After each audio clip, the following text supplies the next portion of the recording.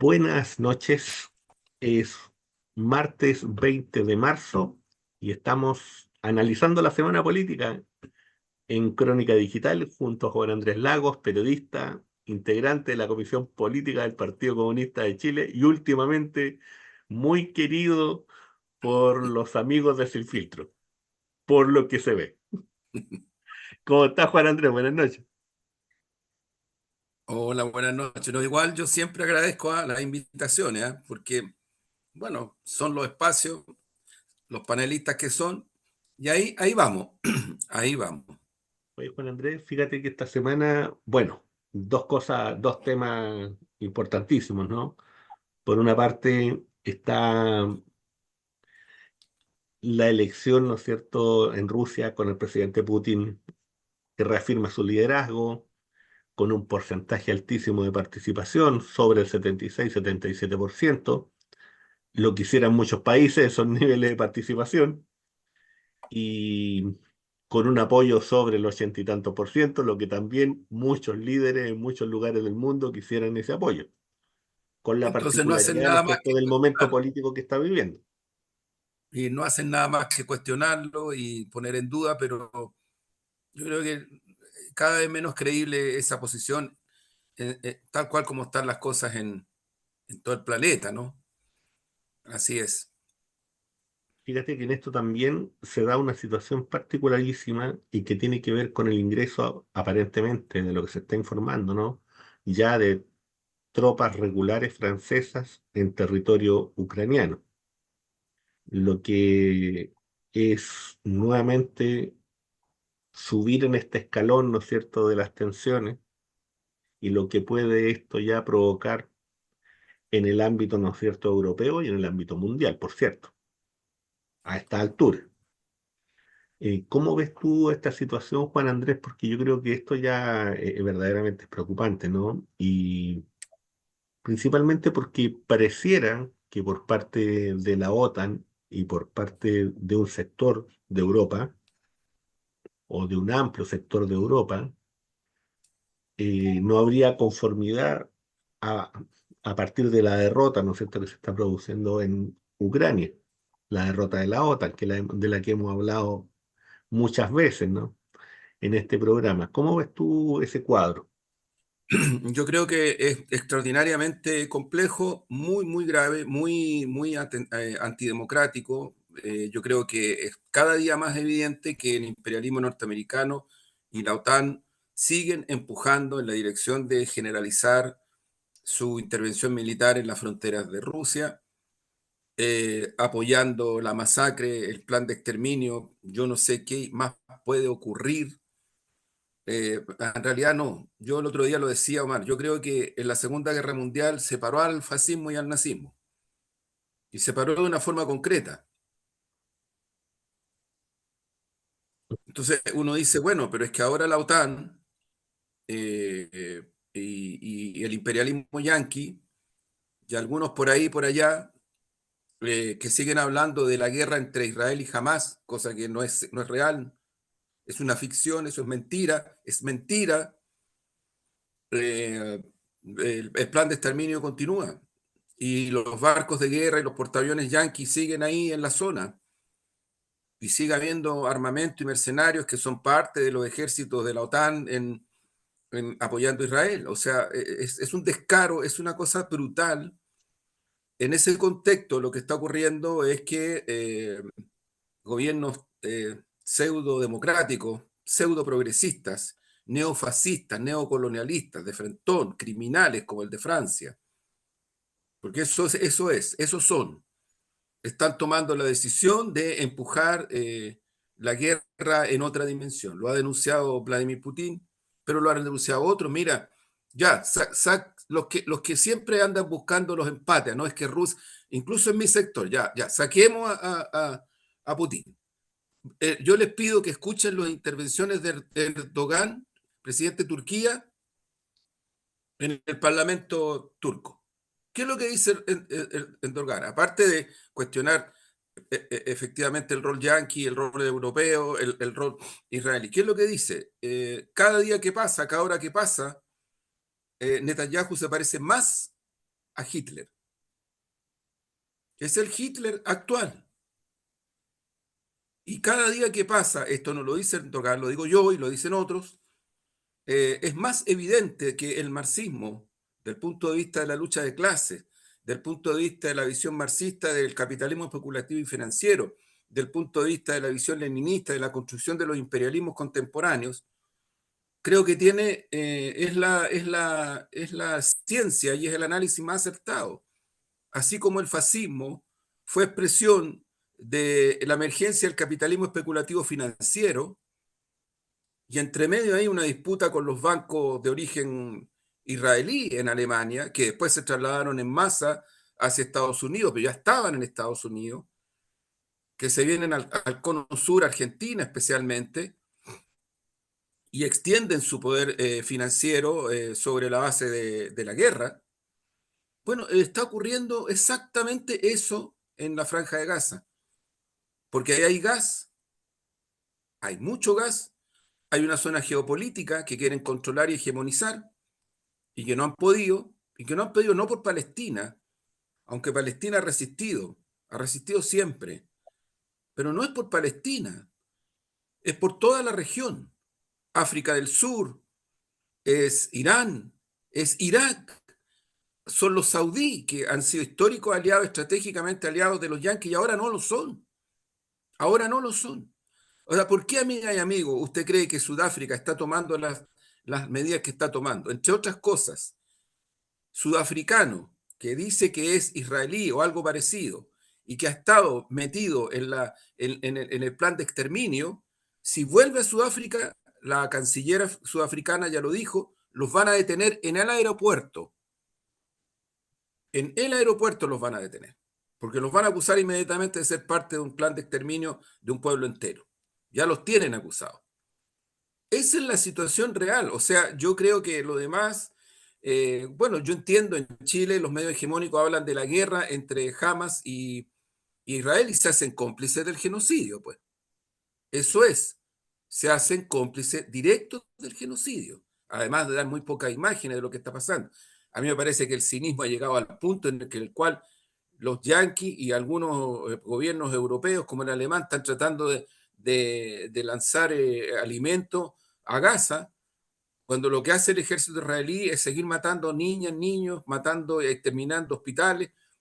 Entonces es de un cinismo brutal. O sea, estamos viviendo una etapa en donde la antihumanidad está en la expresión concreta en Israel, en el gobierno de Israel, en el plan de exterminio, en la posición político-militar de Estados Unidos, en la posición político-militar de la OTAN, pero es solo en ese lugar. No, hemos dicho otras veces, están militarizando de manera altamente peligrosa hacia Pacífico, con una geopolítica militar altísimamente grave. Y China, que es por tradición de política exterior, habitualmente ni siquiera se pronuncia respecto de estos asuntos, porque aquí también yo vuelvo a mi sector, hay algunos que dicen, es que el tema no es que entre un imperialismo y otro. ¿Acaso Rusia, acaso la Unión Soviética ha venido a intervenir militarmente en alguna otra región del mundo? Porque Ucrania está en la frontera. Y no lo digo yo, lo dice el Papa, lo dijo una vez más en una última entrevista en un periódico suizo. Y el Papa, supongo yo, amigas y amigos de mi sector, no creerán que es marxista, ¿no? Supongo, lo digo de buena onda, pero que las cosas ya están a ese nivel, ¿no? Ya no se pueden mirar de otra manera. ¿Y qué es lo que dice el Papa? Que el gobierno de Ucrania, que tiene que levantar la bandera blanca de la negociación, porque está llevando a la masacre de su propio pueblo.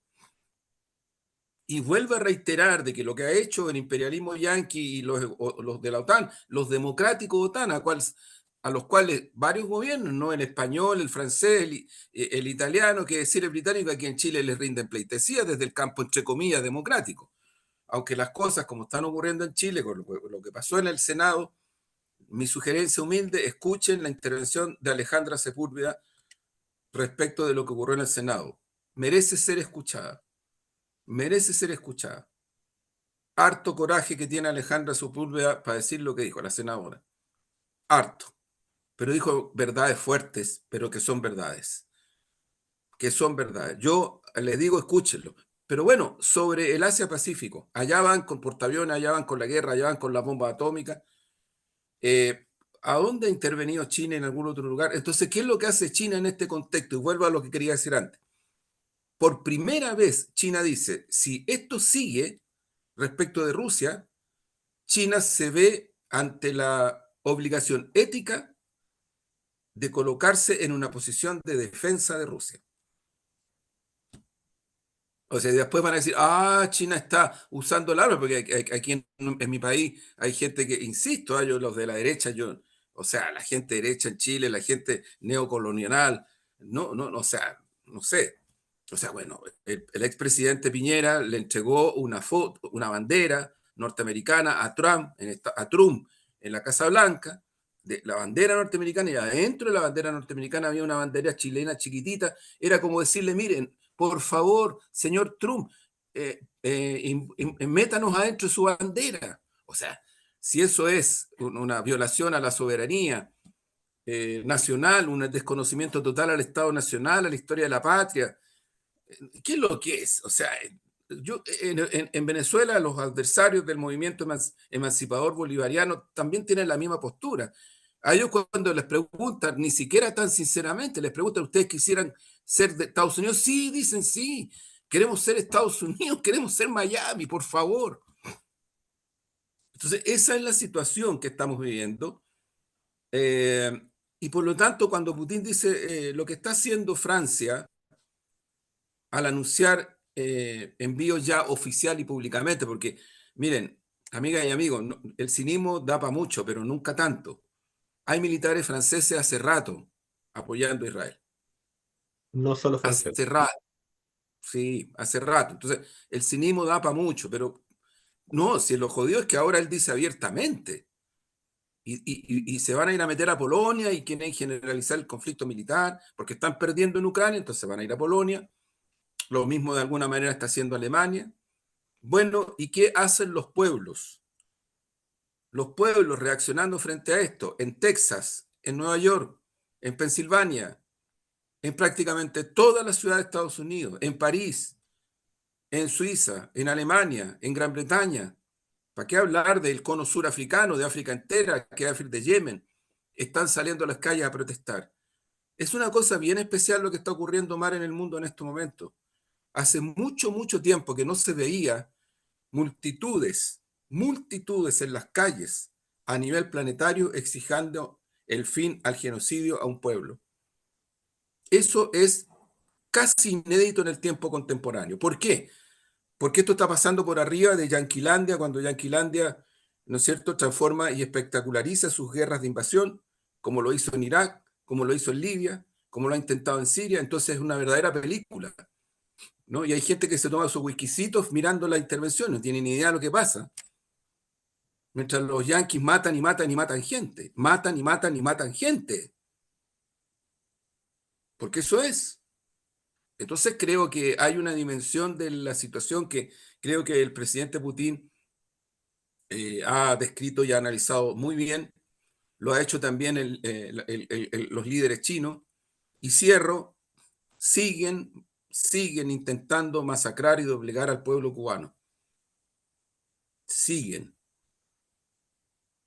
porque lo que están haciendo es ahogarlo, extorsionarlo, para que no pueda levantar cabeza. Es totalmente falso lo que dicen algunos, mentira. En Cuba hay muchas medidas que se han tomado en los últimos años que estaban empezando a hacer florecer a la pequeña y mediana empresa. Pero sabe, amigo, ¿sabe usted que los republicanos norteamericanos, ¿no?, están empujando una enmienda ahora, en estas horas? Porque como Estados Unidos unilateralmente, criminalmente ha puesto a Cuba en la lista de países terroristas del mundo, fíjese, con eso justifican todo, ¿eh? Y no solamente sobre el pueblo cubano, directamente, sobre quien vaya a Cuba, sobre quien quiera hacer algún tipo de intercambio con Cuba en el terreno cultural, en el terreno económico, en el terreno de la salud, en todo, en todo. No sé, es brutal. Esa parte, yo lamento incluso que Cuba no tenga la posibilidad de darlo a conocer mucho más, porque es un bloqueo criminal. Bueno, ¿qué están haciendo en esta última hora? Lo que están haciendo es que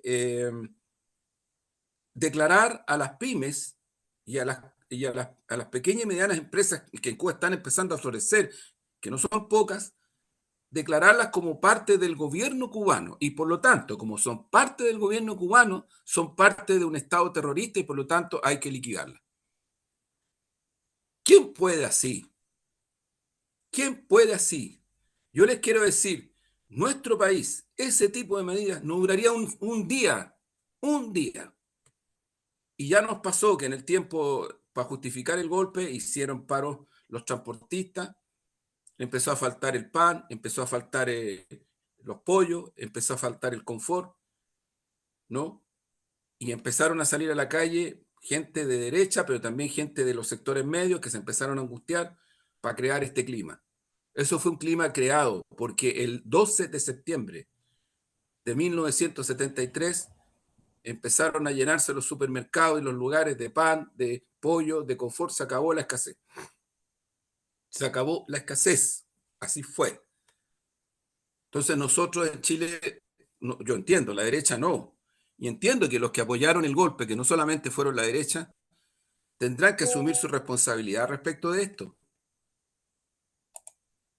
Porque al desconocer este tipo de cosas, les resulta súper cómodo y fácil justificar crímenes de lesa humanidad contra otros pueblos, contra, contra Palestina, contra Cuba, contra Venezuela, contra Nicaragua, contra China, y no sé qué más. O sea, si yo creo que es una locura. O sea, yo me he encontrado con gente que dicen que Putin es comunista para justificar su postura. O sea, fíjate, Omar, o sea, ojo, ¿ah? Dicen Putin es comunista. O sea, ¿qué queda para nosotros los comunistas chilenos, chilenas y chilenos, si lo que están buscando es una estigmatización brutal? Brutal. Entonces, cuidado, que yo creo que hay que mirar con atención lo que está ocurriendo en el planeta. Yo vuelvo. Putin tiene toda la razón en el análisis que hace. Lo que está haciendo el imperialismo yanqui, lo que está haciendo la OTAN, y los gobiernos como Francia, como Gran Bretaña, como Italia, como España, es empujar hacia una guerra generalizada. Y yo le pediría a los partidos, a lo menos, con mucha humildad, pero con mucha convicción, a los partidos de izquierda de Europa, a los movimientos sociales, a los que dicen que son democráticos y progresistas, que por favor levanten su voz en solidaridad con Cuba, para terminar con ese bloqueo ahora, en solidaridad con el pueblo palestino, para no sé qué más hacer, hagamos bloqueo.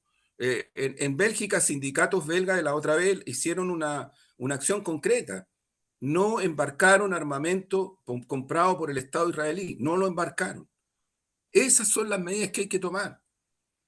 Esas son las medidas que habría que tomar. Aquí, cuando con toda razón el presidente Boris dice, no vienen los guerreristas de Israel a la Fidae, fíjense los argumentos que usaron, no solamente de la derecha, fíjense, amiga y amigo, fíjense.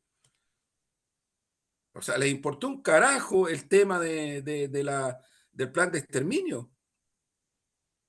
Fue mucho más importante hablar de los negocios militares con Israel.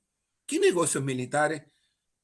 Ahí, Omar, tú tienes mucho más elementos que yo. Hablemos de los sistemas que exporta Israel, pues, en Ah, concreto, conozcámoslo. sí. Mira, Juan Andrés, yo creo que acá estamos en una situación que en realidad es sumamente delicada. Desde el punto de vista comunicacional lo hemos hablado muchas veces. Aquí se está somos víctimas en definitiva de un juego de propaganda muy fuerte, muy contundente. Y en este juego de propaganda, evidentemente que hay un malo y están los buenos. Y en ese sentido, los malos, ¿no es cierto?, son parte de este eje del mal, que en América Latina es Cuba, es Venezuela, es Nicaragua, y hacia Europa y otros lugares, ¿no es cierto? Estamos hablando en este caso China, la Federación Rusa, Irán, etcétera, etcétera. En realidad, los malos son todos aquellos que no comulgan ni están dispuestos a aceptar las condiciones, ¿no es cierto?, del occidente de la angloesfera. Eso en este caso son los malos. Y los buenos son todos los que están dispuestos a aceptar esa concepción de mundo, esa dimensión, ¿no es cierto?, de orden social, esa construcción, ¿no es cierto?, ideal de lo que podría ser una democracia, que ya sabemos y la vemos, ¿no es cierto?, y la exponen algunos, ¿no es cierto?, como una de las grandes democracias, tal vez la única, la más importante democracia que existiría en el Oriente Medio, que sería en este caso el Estado de Israel, con las condiciones que el Estado de Israel tiene. ¿Cuáles son? Bueno, el exterminio, el genocidio, el hurto, el saqueo, obligar a poblaciones enteras a emigrar, a salir de sus casas, asesinar niños, mujeres embarazadas. Esa es la democracia que se presenta como un signo importante de los tiempos. Esa. Porque en Israel se vota y hay uno, dos o tres partidos. Entonces, como se vota, supuestamente se está en una especie de superioridad moral frente a todos los demás, porque los demás supuestamente ni votan, ni escogen, ni tienen opciones de lo que ellos hacen en sus vidas. Solamente los occidentales. Entonces esa construcción o esa pretensión es tremendamente compleja porque uno la escucha a diario y casi a modo de pachotada, ¿no? Entonces, a modo de pachotada, entonces tú tienes un sistema que supuestamente es democrático y otro que es autárquico y que por tanto está lleno de dictadores y está lleno de gente, ¿no es cierto?, que gobierna de alguna manera que no es democrática.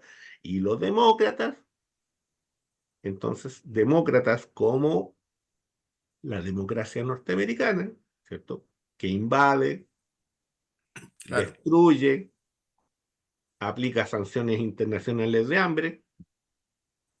Entonces, esa es una democracia respetable.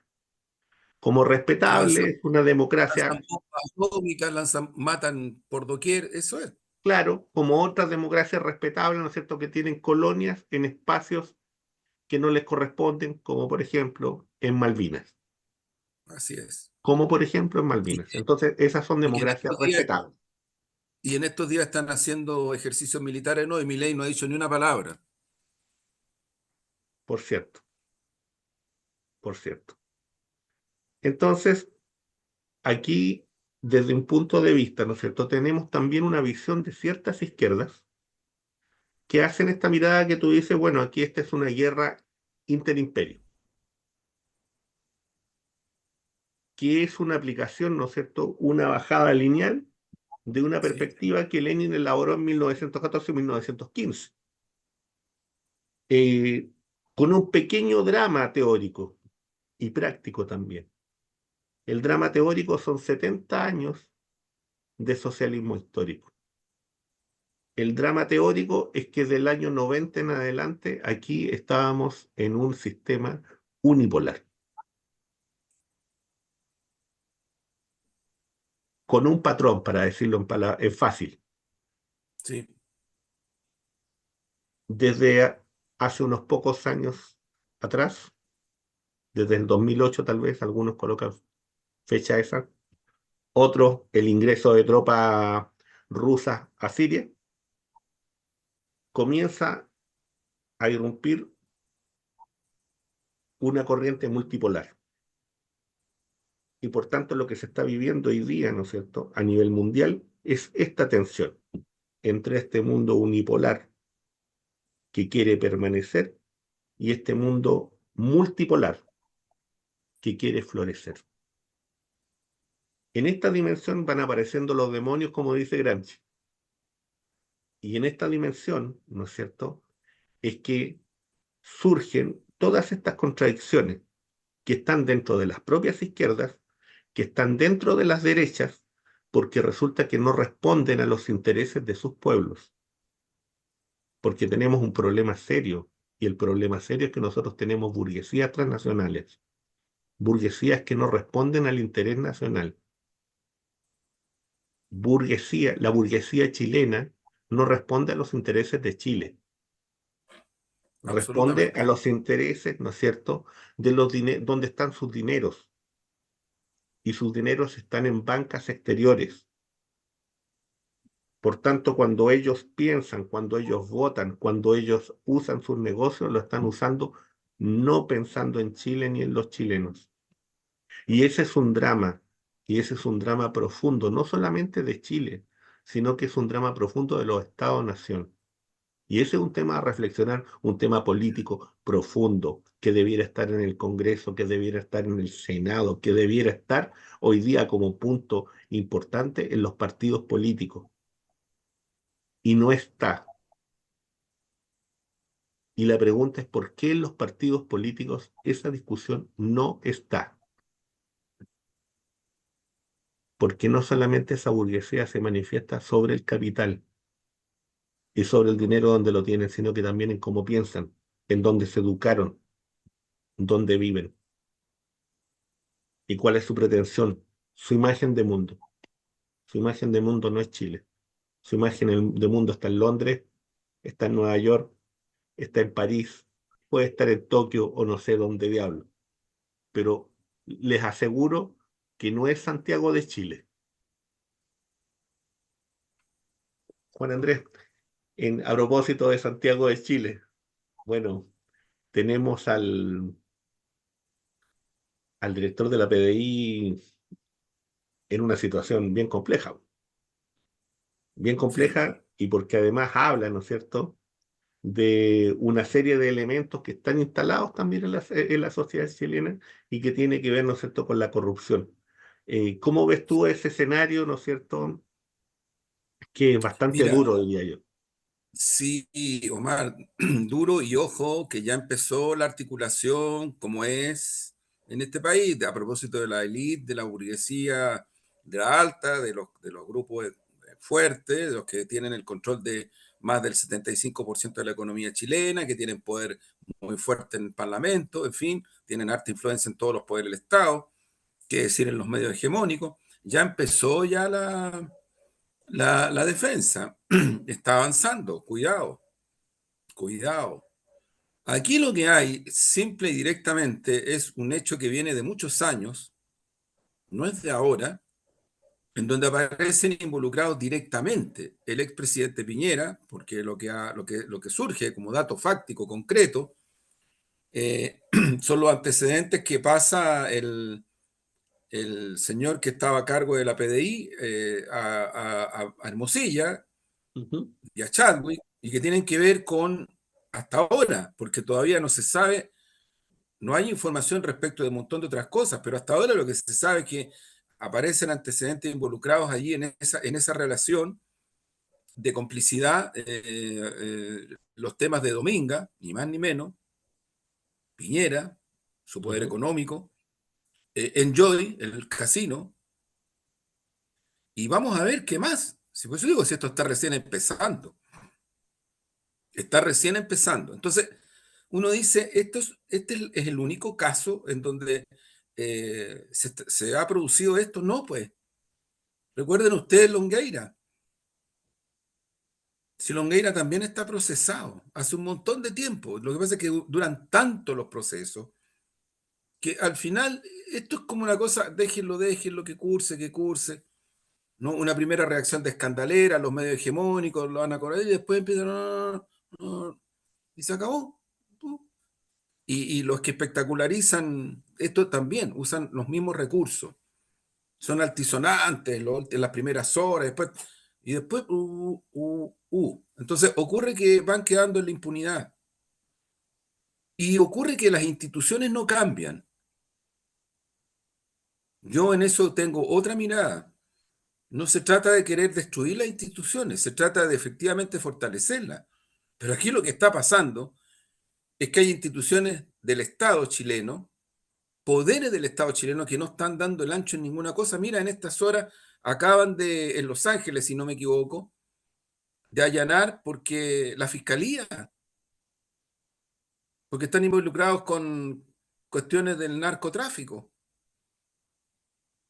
Si no me equivoco, en otra ciudad allanaron la gobernación, en Punta Arenas, otro más.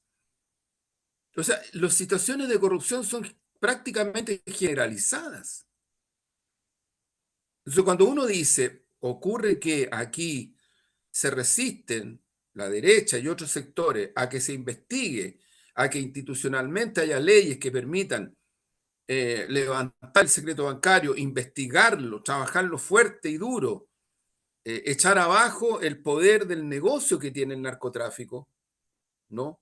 Entonces tú tienes que investigar a las inmobiliarias, a los bancos, a los casinos, a las tarjetas de crédito y a otros espacios más, a las apuestas legales e ilegales, ¿no? Estamos hablando de las tarjetas de crédito, porque la unidad de análisis financiero, yo lo he dicho hace muchos años, y lo digo que lo he dicho hace muchos años porque no es una cuestión que se me ocurra ahora, porque soy comunista, no. Esto viene hace muchos años, yo por lo menos lo vengo denunciando y lo vengo trabajando, no soy el único, pero no somos muchos tampoco en Chile los que no hemos preocupado de este asunto. Esa es la verdad, fuerte, pura y dura.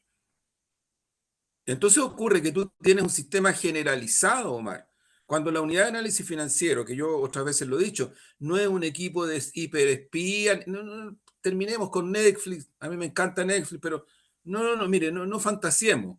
La unidad de análisis financiero son profesionales súper respetables que trabajan todos los días y que le dan duro para establecer el mapa real de sospecha sobre todo tipo de transacción que tenga un riesgo de ser lavado de dinero. Si yo no me equivoco, hace unos años atrás, el 75% o más de las transacciones en Chile están bajo sospecha de lavado de dinero. Entonces, ¿de qué estamos hablando? Ahí sí que no hay espectacularización. Ahí sí que los matinales dicen nada. Los medios dicen nada. El Parlamento dice nada. Y el otro día ahí en Sin Filtro, claro, la gente de la bancada del frente, ¡ay, de nuevo! Juan Andrés. Sí, pues de nuevo, porque ocurre que el año pasado, el primer gobierno desde los 90 en adelante, el primero que presenta un proyecto de ley para investigar el lavado de dinero, el secreto bancario, la derecha en pleno votó en contra. Perdieron. Esa vez perdieron. Pero no se quedaron ahí, fueron al Tribunal Constitucional y también perdieron. ¿Y qué hubiera pasado si el Tribunal Constitucional les da la razón? O sea, ¿qué hubiera pasado, amiga y amigo, si el proyecto constitucional de la derecha se aprueba? Y tal vez la principal razón por la cual la ciudadanía transversalmente, porque incluso había mucha gente de derecha que votó en contra, mucha gente, porque la gente que votó en contra dijo, oye, ese proyecto de constitución le va a facilitar aún más al narcotráfico, el lavado de dinero y otros flagelos más. Va a constitucionalizar la ISAPRE, va a constitucionalizar el sistema de pensión. Entonces, no es que la ciudadanía no tenga una posición, una conciencia respecto a estos flagelos. Si la tiene, si está en la élite, el problema. Está en la élite. Mira, yo por eso decía, escuchen la intervención de Alejandra Sepúlveda en el Senado, escuchen la intervención de Conchumilla en el Senado. Hubo otras también, pero escuchen esas. Porque la verdad es que yo creo que si alguien a mí, después de todo lo que está pasando, me dice que no sé, que uno le pone mucho por cuestionar al Parlamento, no sé en qué país vive. Mira, ahora están todas las miradas en la Fiscalía Nacional. Pero a mí me llama la atención que el fiscal, en vez de acoger propositiva y positivamente el pronunciamiento que hace la ministra secretaria general de gobierno, Camila Vallejo, se le vaya al cuello, le pone en duda, la empieza a hacer como, la empieza como a amenazar. Yo de verdad Mira, hay varias fiscalías que están involucradas en este tema, de acuerdo a la información periodística, ¿no? A la investigación periodística de varios medios, no de uno, varios. Y él debería ponerse a la cabeza en este momento de investigar lo más rápido posible esta situación que es muy recontra grave, pero parece como que se pone medio a la defensiva. Entonces uno dice, ¿qué está pasando aquí? ¿Qué diablo, hasta cuándo vamos a aguantar? ¿Hasta cuándo Chile va a aguantar un sistema institucional, político, económico, corrupto que se cae a pedazos? A pedazos. Juan Andrés, Yo disculpa, creo que ahí hay un punto más. frente a lo que tú estás diciendo, lo que pasa es que la gente se olvida de que si hay algo que el sistema económico que hemos vivido, que fue instalado desde 1975 en adelante, tiene e instaló, es la lógica, ¿no es cierto? No solamente del abuso, sino que de la corrupción misma. Es la lógica de la corrupción. ¿Y por qué hablo de la lógica de la corrupción? Porque cuando tú le das manga ancha al mundo del empresariado y no tienes ciertos controles del Estado, lo que ocurre, ¿no es cierto?, es que favoreces la posibilidad de la coima. Lo que ocurre es que tú favoreces la posibilidad de que los funcionarios del Estado y de que el Estado en sí funcione en razón y solamente en razón de lo que un sector del empresariado quiere. Y esa ha sido la historia del Estado de Chile desde 1975 en adelante. Esa es la historia. Y en donde se fueron generando una serie de elementos posibles para eso. Y en donde la colonización del mundo de las corporaciones hacia el Estado ha sido permanente, ha sido hiriente, ha sido humillante. Porque están en todos lados y no hay control posible, porque desde el momento en que una casa de estudios como la Universidad de Chile tomó su canal y se lo vendió al señor Sebastián Piñera, y el señor Sebastián Piñera lo vende a una organización internacional norteamericana, un espacio que es un espacio público que fue entregado a una universidad pública, y tú lo hiciste por las razones que lo hayas hecho, y buscando todas las torceduras posibles para hacerlo, en ese minuto se provocó una traición al Estado de Chile, a los ciudadanos chilenos, a nuestros abuelos, a nuestros padres, que fueron los que contribuyeron para que la Universidad de Chile sea lo que es.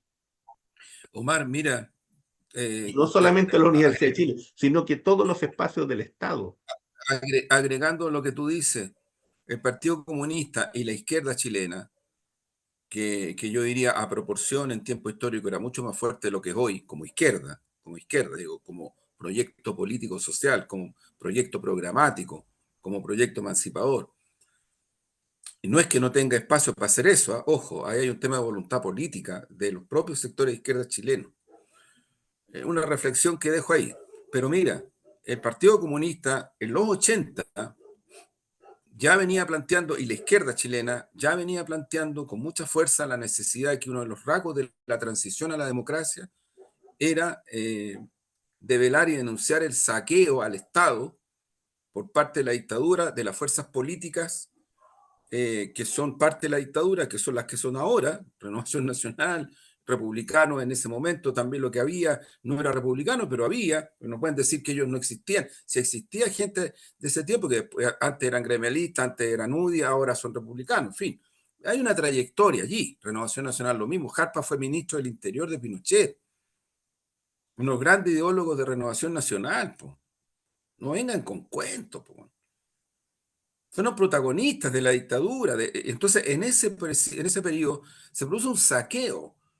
La mayoría de las empresas del Estado que le daban a Chile un capital enorme para generar políticas públicas de dimensión muy grande y muy importante en los terrenos de la construcción, de la vivienda, de la salud, de la educación, en fin, muchas cosas.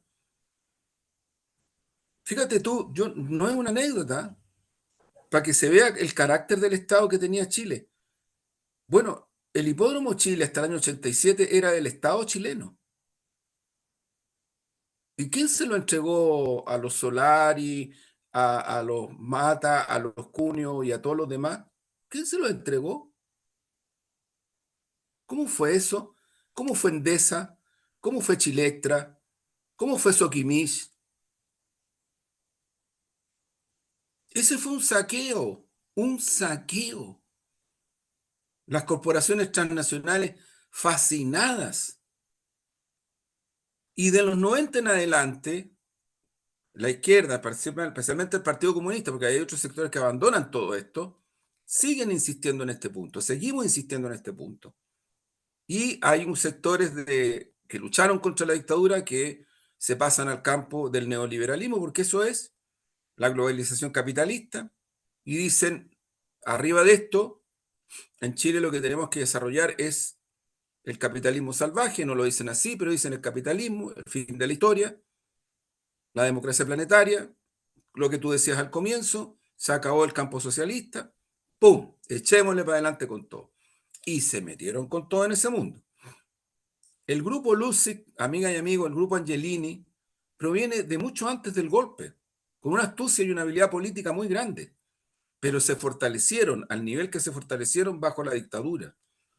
Pero hay que decirlo, en realidad se fortalecieron mucho más bajo los gobiernos de los 90 en adelante.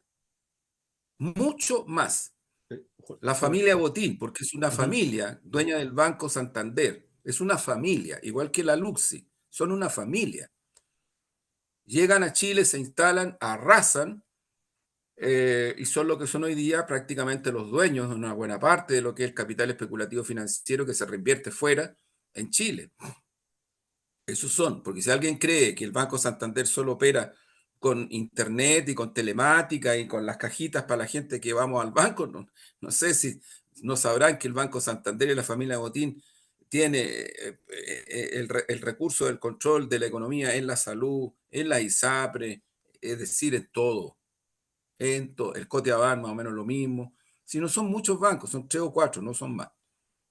Eso es la realidad chilena. Entonces yo digo, en la cosa minera pasa lo mismo. A Codelco le cortaron toda la posibilidad de transformarse en una empresa que pudiera reactivar capital financiero hacia Chile. Nosotros con Gladys, yo me acuerdo, asistí a reuniones en los 90 con la directiva de Codelco, íbamos Gladys, Caputo, iba también el director en ese tiempo del ICAL, eh, y les planteábamos esto y nos miraban así como, pero ¿por qué dicen eso? Si a nosotros, a Codelco no le conviene eso, a Codelco lo que le conviene es otra cosa. ¿Y qué cosa le conviene? ¿No? Bueno, Manuel Riesco ha denunciado muchas veces el cómo le quitaron la posibilidad a Codelco de transformarse en una empresa que pudiera generar una activación económica, obviamente, hacia el propio Estado Nacional chileno. ¿Por qué?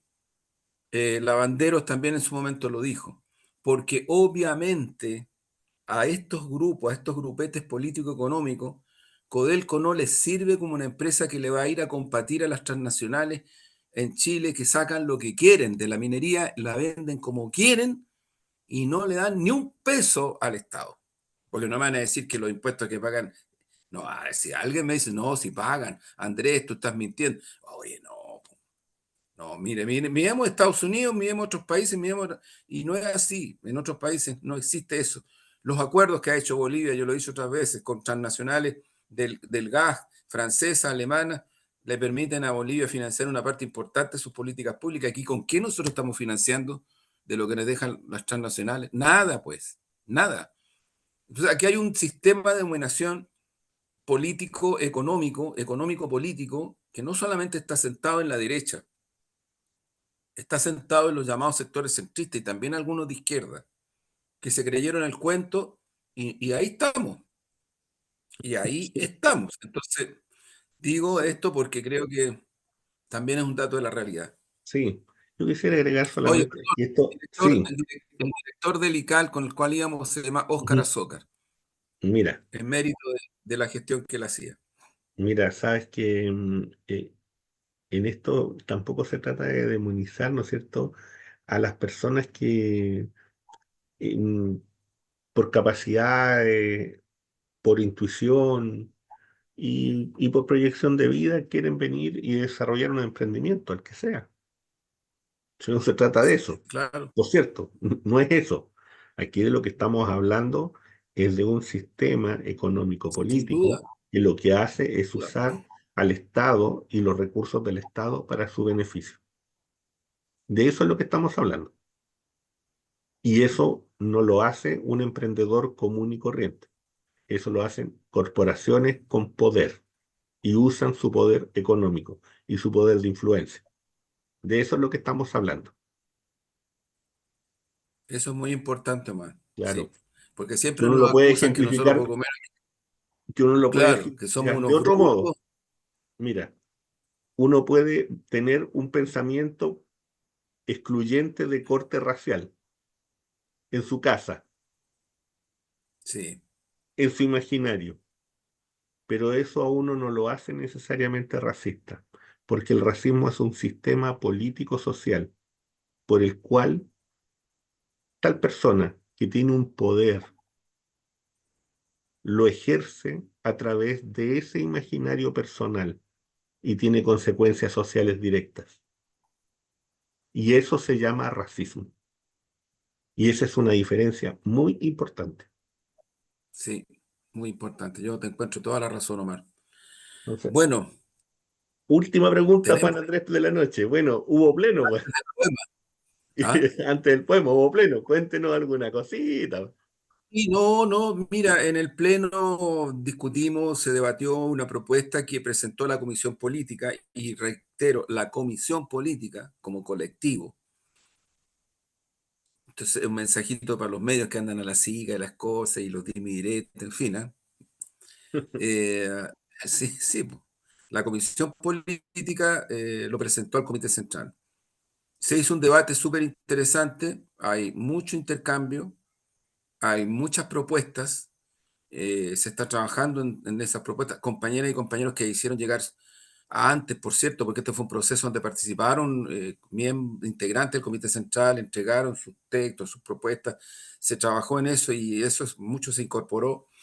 Y ahora se está trabajando también en incorporar y en hacer ya una convocatoria al Congreso Nacional que probablemente va a salir en los próximos días, ¿no? La convocatoria ya al Congreso Nacional.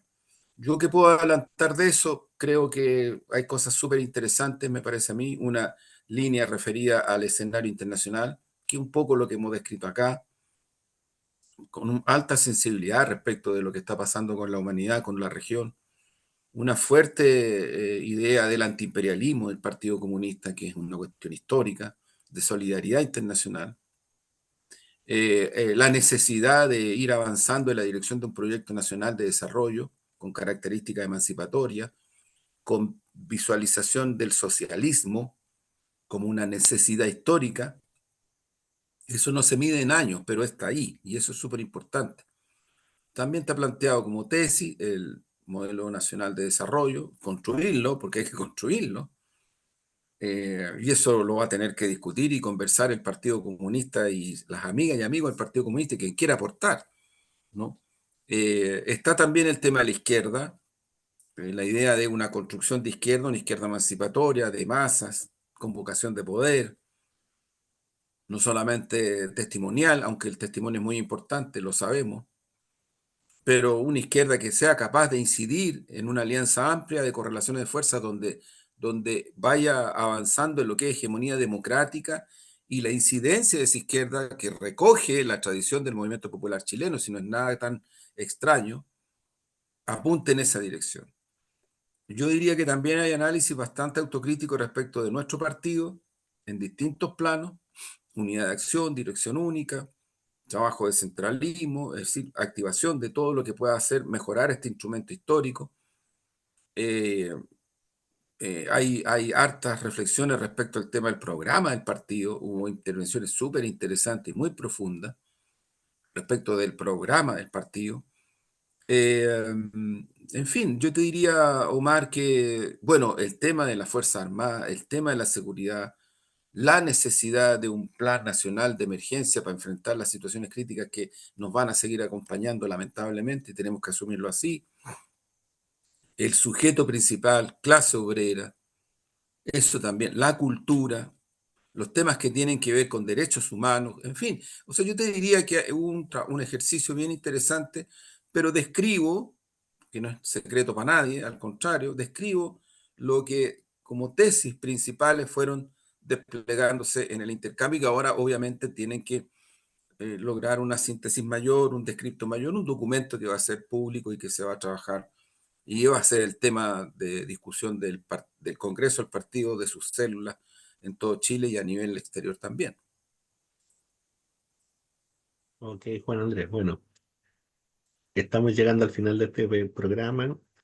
Es marzo, fíjate que no me acuerdo del año, la memoria de repente a uno le juega mal las pasadas, pero puede haber sido año 97, 98, por ahí. Llegué a trabajar al Colegio Latinoamericano de Integración, al que Mira, estaba allá en Los Leones, ya, eh, al de Los Leones, sí, Los Leones 1401, 1401. donde trabajó el querido Manuel Guerrero y donde José Manuel iba a buscar a sus A su hijos. hijo. Eh, en la biblioteca de ese colegio surgió este texto, hace largos años atrás. El Colegio Latinoamericano ya no existe. Los Leones 1401 es ahora un conjunto de departamentos. Manuel Guerrero ya no espera a sus niños. Y el ruido del helicóptero de esa mañana del 29 de marzo se perdió en los quehaceres de la carne. Marx tenía razón. Todo lo sólido se disuelve en el aire, pero la fragilidad de la coherencia permanece. Nadie podrá recordar el nombre de uno solo de sus asesinos. Los llamarán de modo genérico criminales. A pesar de eso, la sala vacía espera. Los niños de esa época esperan verte ingresar silbando con el libro bajo el brazo. Así cerramos la noche, esta bella noche, ¿no es cierto?, de marzo, donde el clima además ha ido cambiando, ¿eh? Se ha ido alterando. Vaya, Sí, así como el clima a nivel internacional gracias. también se ha ido alterando. Así es. Gracias, Omar. Muy triste, pero muy real y muy trascendente el poema. Muchas gracias. Que estén muy bien. Chao, chao. Chao, Juan Andrés. Chao, Chao, nos vemos. chao.